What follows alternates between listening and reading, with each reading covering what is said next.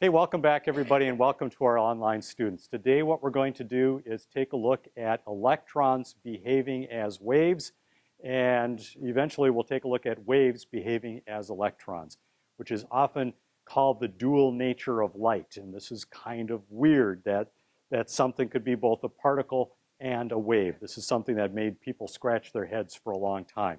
And so we'll take a look at that. But to get us started, we're going to talk about electrons being in energy levels. And we say that electrons are in energy levels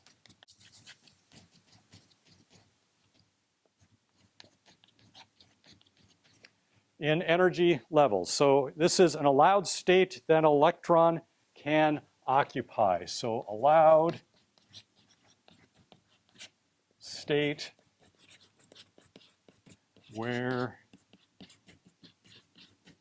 electrons can occupy an atom.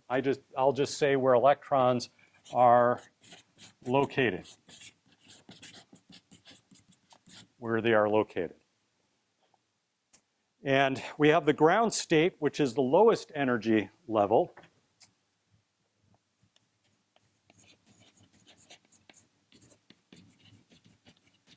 Okay, so the ground state is the lowest energy. I just substitute an E with a little line over there for energy because I'm too lazy to write out the word energy. So it's the lowest energy level of an electron, lowest energy level of an electron in an atom. And that would be n equals 1. So we'd say that n is equal to 1. And so n would be the energy level, and the lowest energy level is 1. And then next energy level would be 2, and 3, and 4, and 5, and 6.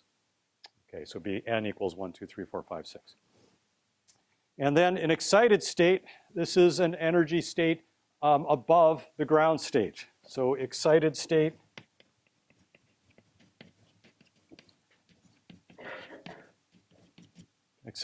so this is an energy level. I'm going to say energy level that is greater than ground state.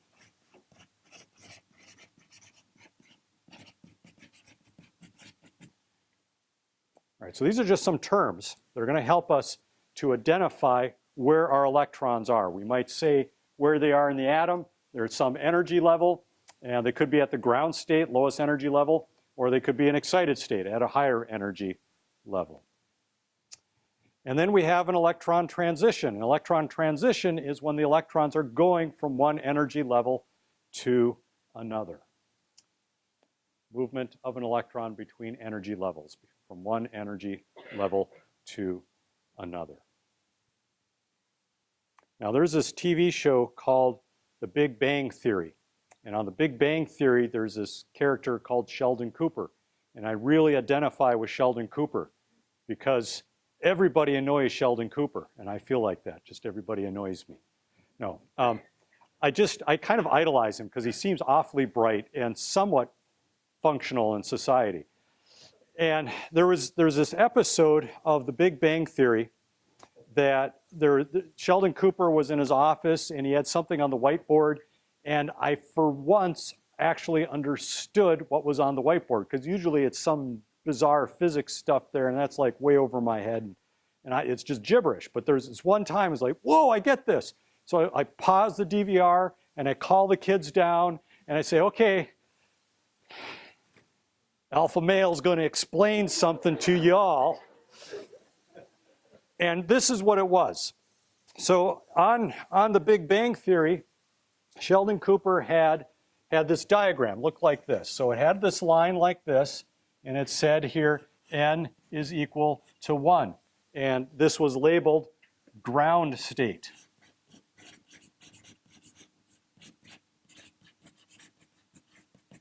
Okay, and then higher up here, it was n equals, let's just pick a number, 1 through 5. 5. So n equals 5. And we call this our excited state.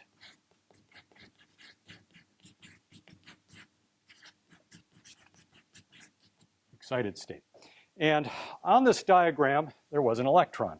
Electron is sitting here like this, and it's at the ground state. And along comes a photon.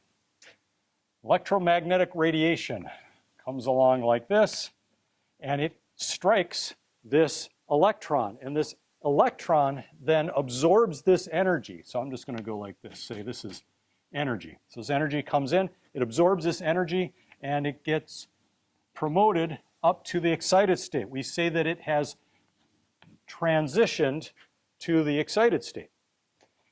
And then that electron eventually drops back down, loses energy, comes back down, and it drops back down to the ground state like this. And when it does that, it gives off a photon of electromagnetic radiation, gives off some energy like this.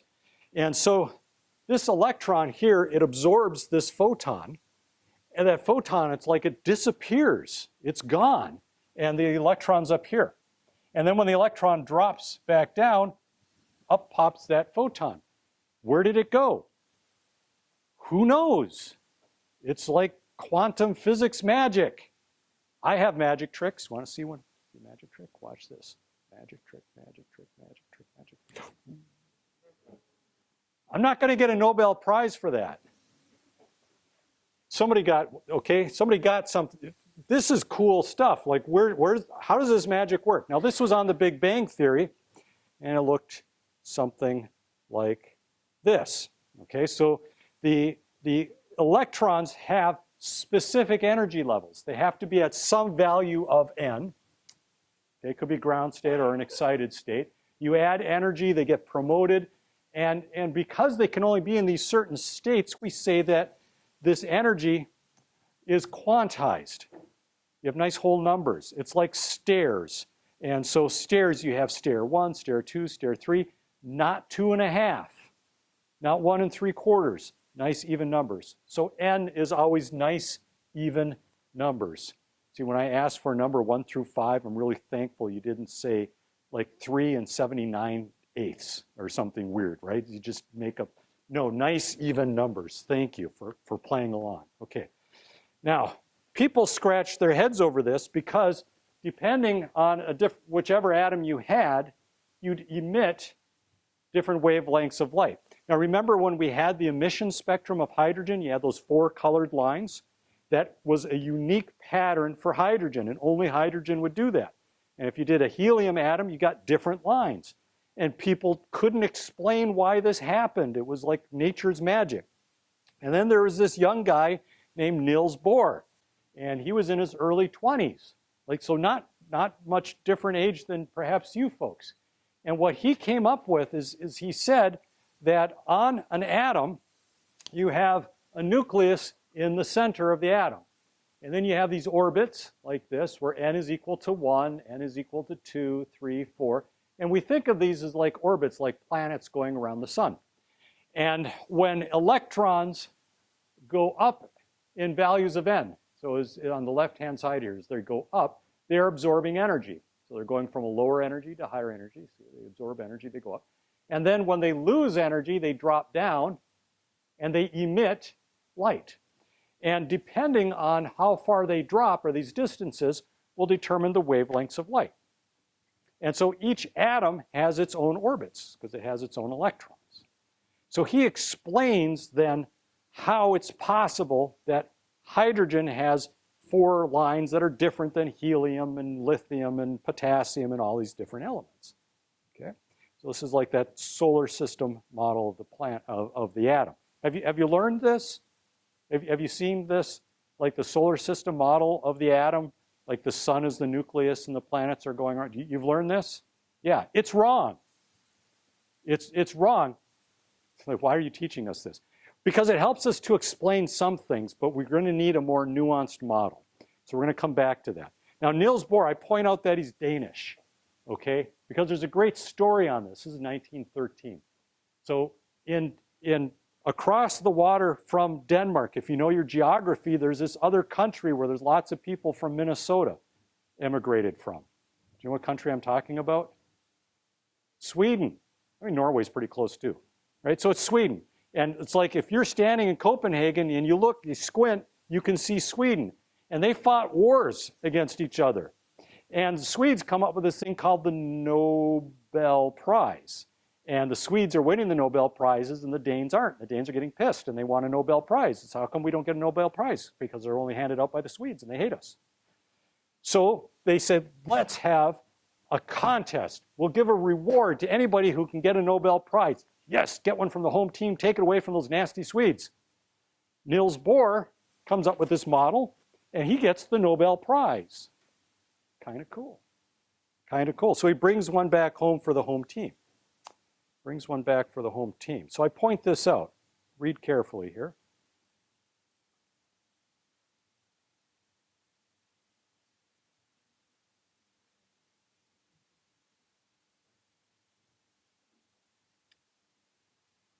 He was 23 years old and had free beer for the rest of his life.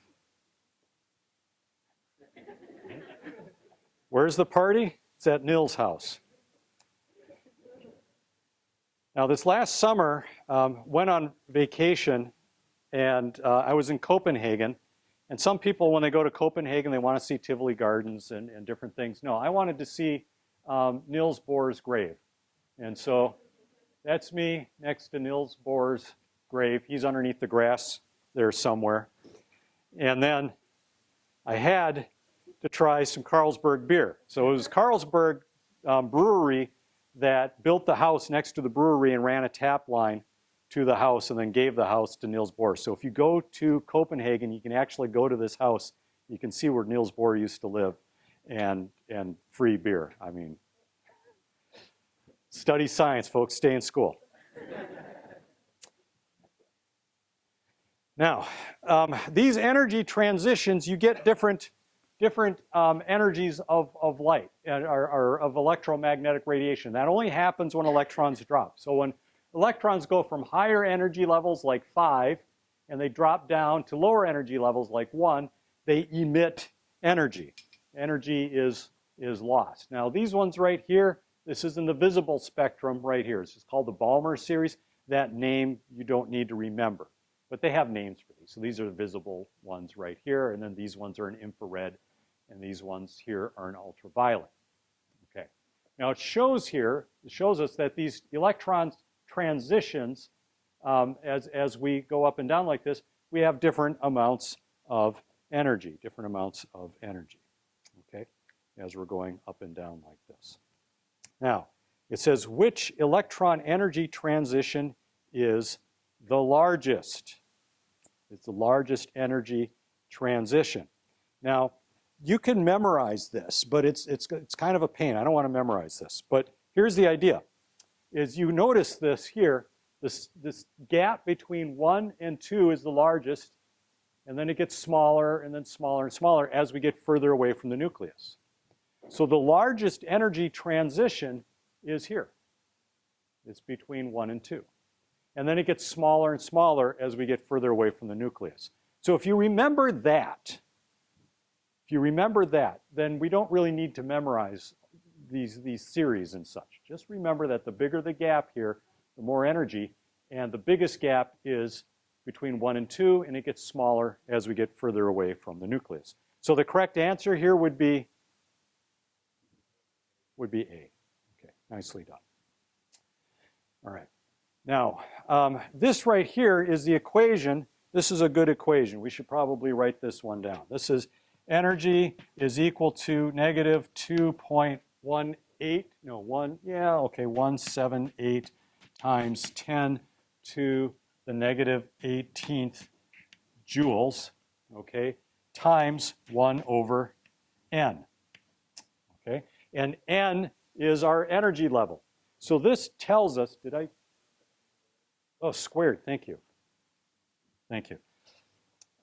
This tells us the energy of an electron in any orbital. If I asked you what's the energy of an electron in the 5th energy level here, you'd say, oh, well, we just drop the 5 there, we square it, 1 over 25 times this number. That gives us the energy of that electron, right? Nice and easy. Now, sometimes people ask, why is that negative? How is it that that electron has a negative energy value when it's on an atom?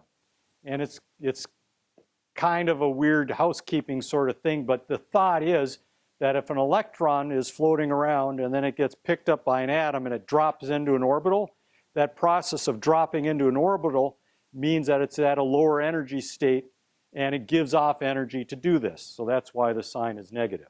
Now you're going to be doing a lab, I think. Is it this week that you're doing the egg lab?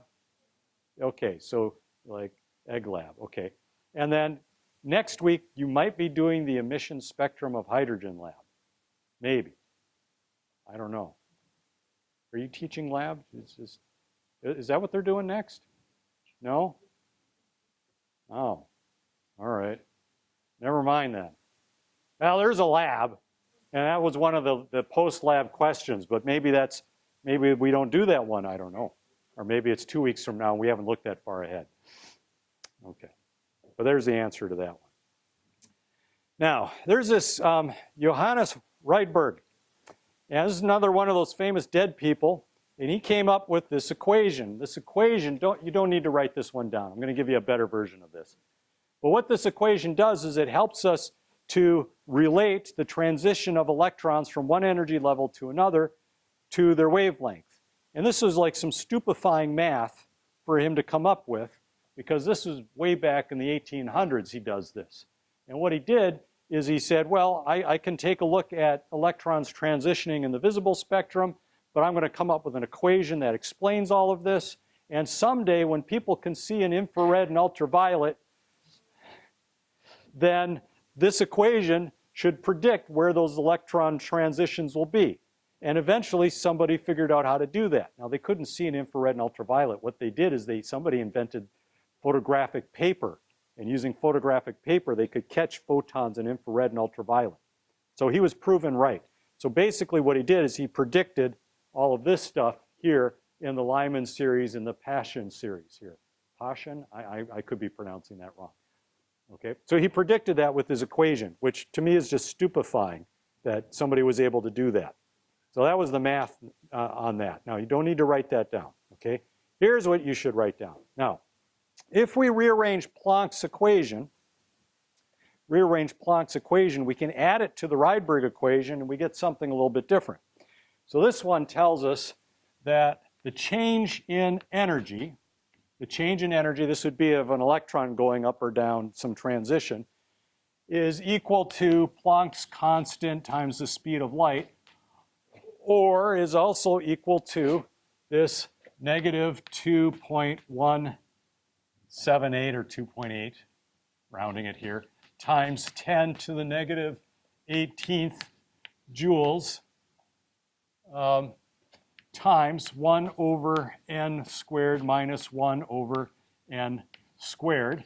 And this is final and this is initial. So that is to say this is where the electron starts and this is where it ends. Some value of n.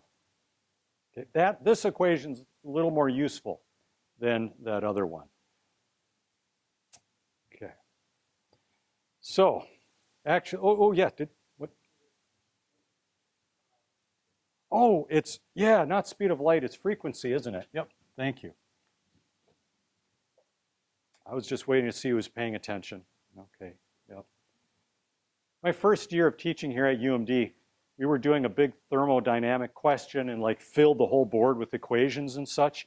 And then at the end of class, a student came up and he's like, Professor Locken, should that number, like in step 1 of like 29 steps, should there have been a negative sign in front of that?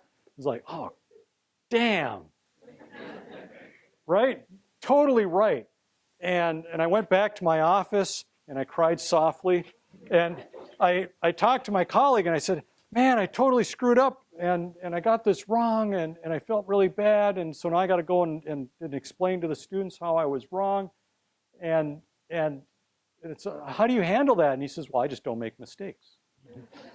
So, oh, well, but then he said, well, yeah, I make mistakes, but when I do, I just tell the students, oh, so okay, good, you saw that I was trying to trick you, and you saw through that, right?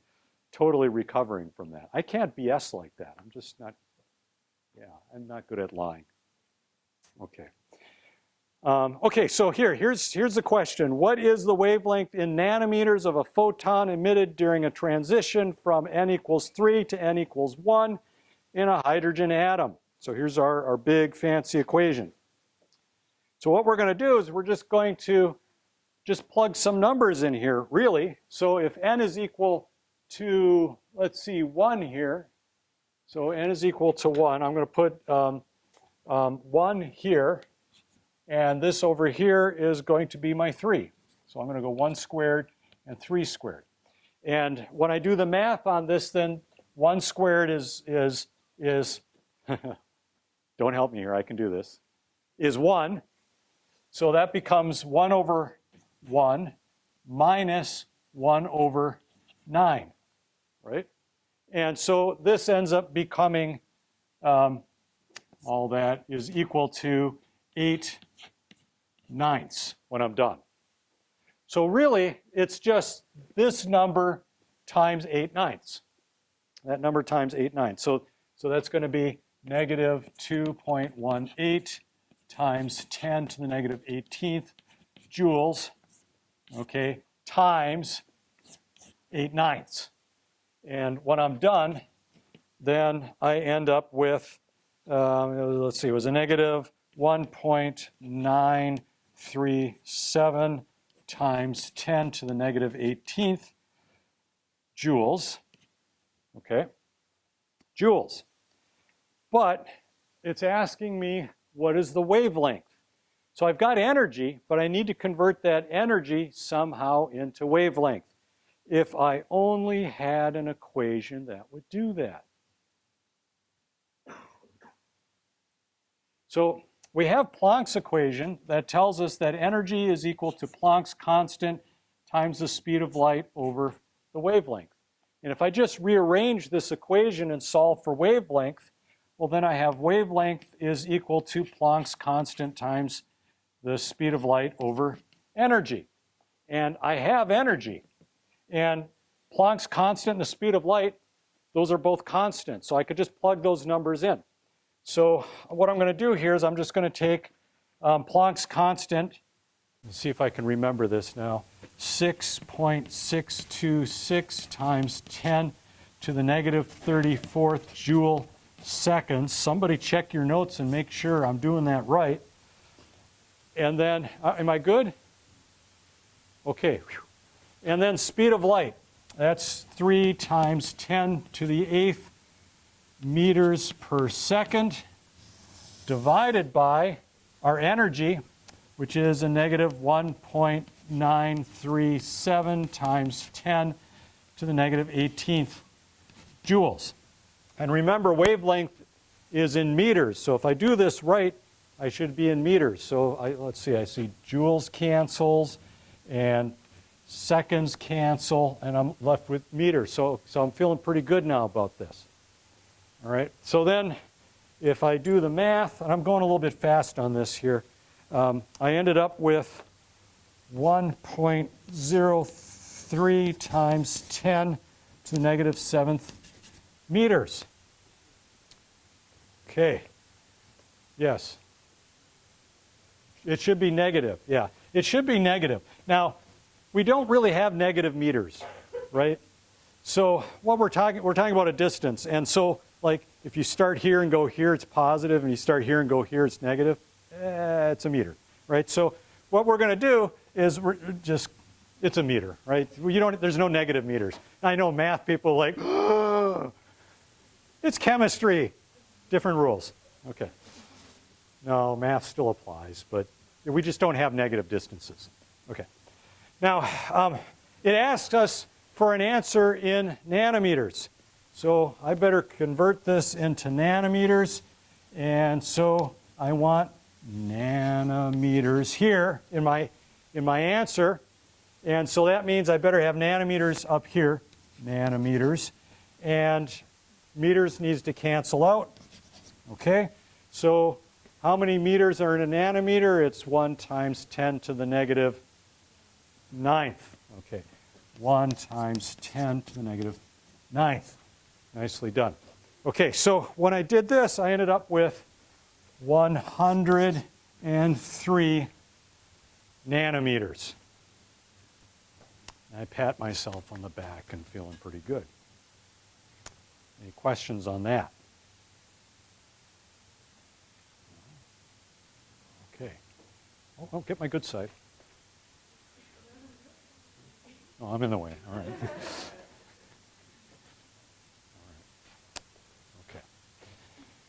All right. Okay. Another famous dead person. This was de Broglie. Now, de Broglie, he wanted to know, this is kind of a funny, odd thing.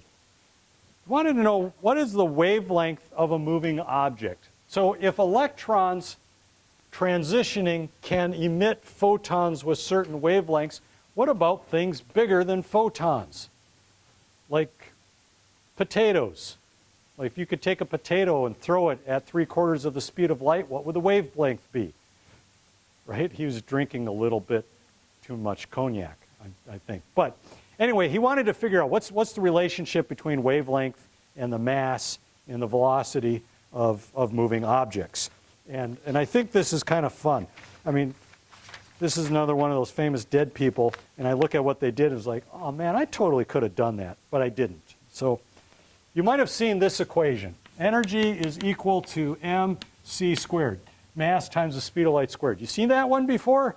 That was Einstein, another famous dead person, smart person. Okay, now there's that equation, and then we have Rydberg's equation over here, where we have energy is equal to Planck's constant times the speed of light over the wavelength.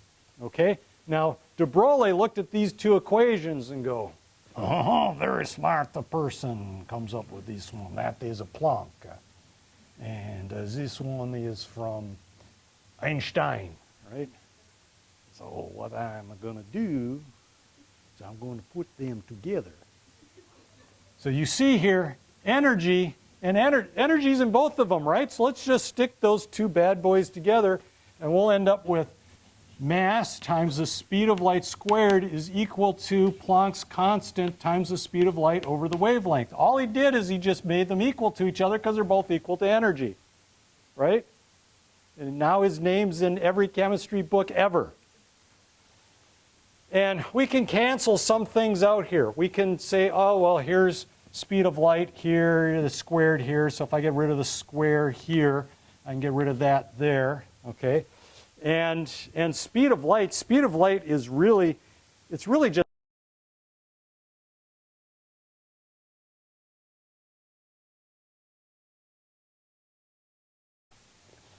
all right, so it says calculate the de Broglie wavelength in nanometers of a hydrogen atom, and we have this equation.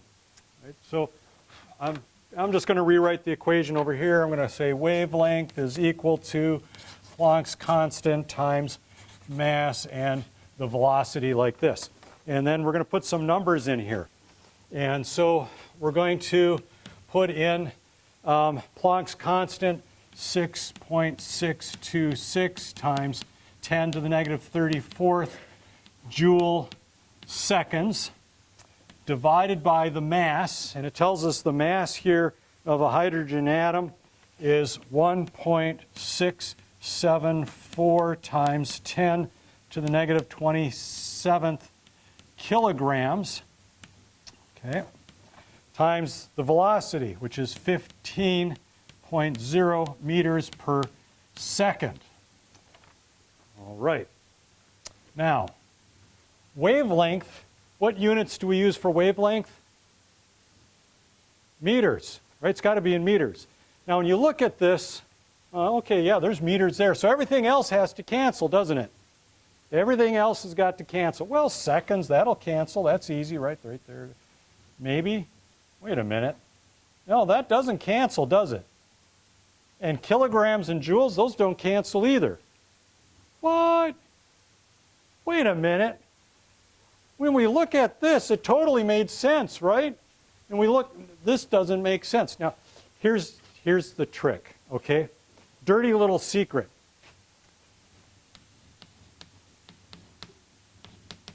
A joule is actually, the units on a joule is actually kilograms times meters squared times reciprocal seconds squared. Okay? So it's kilograms per square meter times, or per second squared. And that's a lot. And physicists, I blame physicists for this. Physics people, this is your fault. This was too much of a pain to write, so they said, let's just come up with a new unit and call it a joule. Kid you not. So if we substitute this here, so I'm just going to erase this here for just a second, and I'm going to go kilograms times meters squared times reciprocal seconds squared times, remember it was joules per second? There. Those are our units. Oh boy. All right. So easy, kilograms, that's easy. All right. Now meters, we've got one down here, we've got two up there, so I'll take one of those, okay? And then this second stuff here. What's going on with that? Oh yeah, okay. So I've got two that are actually on the bottom, because this is to the -2, so there's two on the bottom. And this one here, which is below the line is actually above the line.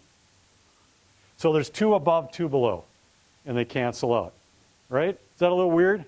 Okay, so those cancel out, and I'm just left then with meters. Okay, so then when I calculate this all out, I end up with some number, and I end up with 2.64 times 10 to the -8 meters. Okay. Did it ask us? Oh, dang it, it asked us for nanometers. God darn it. Okay. We're pros at this now, right?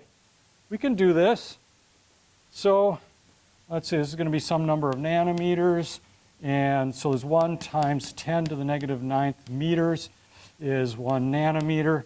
And so then this ends up being 26.4 nanometers. 26.4 nanometers. Any questions on that? Because I did this really fast. Okay, one last thing for you. In this equation, as the mass gets bigger, what happens to the wavelength? Gets smaller. Oh, good, excellent. So if we took the mass of you and said, what is your wavelength? You are a lot bigger than a hydrogen atom, because you've got like a bazillion hydrogen atoms in you, right? So that means your wavelength is going to be dinky, tiny, super small. And so yes, actually you do give off a wavelength, but the wavelength is going to be so small as you're not going to see it.